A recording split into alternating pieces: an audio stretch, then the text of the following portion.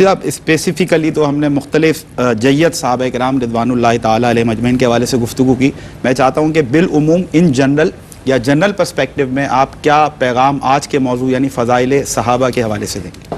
میں اس ضمن میں یہ عرض کرنا چاہوں گا کہ جہاں خلفائے راشدین کا ذکر ہوتا ہے ہمارے وہاں عمومی طور پر، ٹھیک، اور ان کا ذکر اس لیے بھی زیادہ چونکہ خلیفہ ہیں اللہ کے رسول کے، اور پھر آپ نے حکومت کی ہے، سلطنت کی ہے، تو ہر کوئی ان کا نام جانتا ہے. ٹھیک، لیکن اس وقت جس طرح ہم صحابہ کرام رضوان اللہ تعالی مجمعین سے دور ہوتے جا رہے ہیں، تو یہ میں سمجھتا ہوں کہ لمحہ فکریہ ہے اس وقت نوجوانوں کو اور امت کو حضور علیہ الصلوۃ والسلام کے صحابہ کا ذکر زیادہ سے زیادہ کرنا اور سننا چاہیے. اہم بات، چونکہ یہ وہ لوگ ہیں جنہوں نے دین اسلام کے لیے اپنی زندگیاں وقف کر دی، ایکچوئل ہیروز ہیں ہمارے حقیقت میں.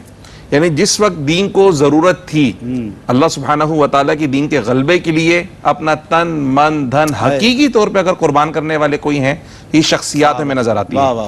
اچھا، پھر کچھ اس طرح کی غلط فہمیاں بھی مشہور کی جا رہی ہوتی کہ جی منصب کے لیے آئے، فلانا چیز کے لیے آئے. تو ان کی سیرت کو پڑھ کر دیکھیں تو اندازہ ہوگا. ہم نے ذکر کیا حضرت ابو عبیدہ بن الجراح رضی اللہ تعالیٰ عنہ، حضرت سعد بن وقاص رضی اللہ، حضرت خالد بن ولید رضی اللہ تعالیٰ عنہ. یہ ایسی شخصیات ہیں صحابہ کرام میں، یہ کمانڈر کی حیثیت سے بھی لڑے، کمانڈر ان چیف کی حیثیت سے بھی لڑے، اور جب ان کو کہا سپاہی کی حیثیت سے لڑو تو سپاہی کی حیثیت سے بھی لڑے. یہ نہیں بولا کہ بھئی میں تو کمانڈر تھا، میں اس کے ماتحت کسی اور کے ماتحت کیسے لڑ سکتا ہوں، آپ نے مجھے معزول کر دیا، میرا منصب لے لیا. کہا ہمیں منصب کی ضرورت نہیں ہے، ہم تو دین کی سربلندی کے لیے لڑتے ہیں. خواہ ہمیں آگے رکھا جائے، ہمیں پیچھے رکھا جائے، ہمیں دائیں رکھیں یا بائیں رکھیں، ہمارا ایک ہی مقصد ہے دین کی سربلندی. کیا بات ہے، کیا منصب کا طلبگار ہم نہیں ہیں. تو جب یہ منصب پر رہے اس وقت بھی اسی جوان مردی کے ساتھ لڑتے رہے، اور جب ان کو منصب نہیں دیا گیا، کہا ایک سپاہی کی حیثیت سے لڑنا ہے، تو اسی جوان مردی کے ساتھ مقابلہ کرتے تھے دین اسلام کی سربلندی کے لیے. سیدنا خالد بن ولید رضی اللہ تعالیٰ عنہ، جیسے ہم نے احد کا ذکر کیا تو بڑا ایک نقصان پہنچا تھا اس زمانے میں، جیسے آپ نے کہا مشرف اسلام نہیں تھے. ہمیں یہاں بھی پتہ چلتا ہے کہ جو حضور علیہ الصلوۃ والسلام کے زمانے میں صحابہ کرام مشرف اسلام ہوئے، ان کا اسلام کتنا پکا تھا کہ جب وہ کافر تھے نقصان پہنچایا، لیکن جب مسلمان ہوئے تو تن من دھن سے مسلمان ہوئے.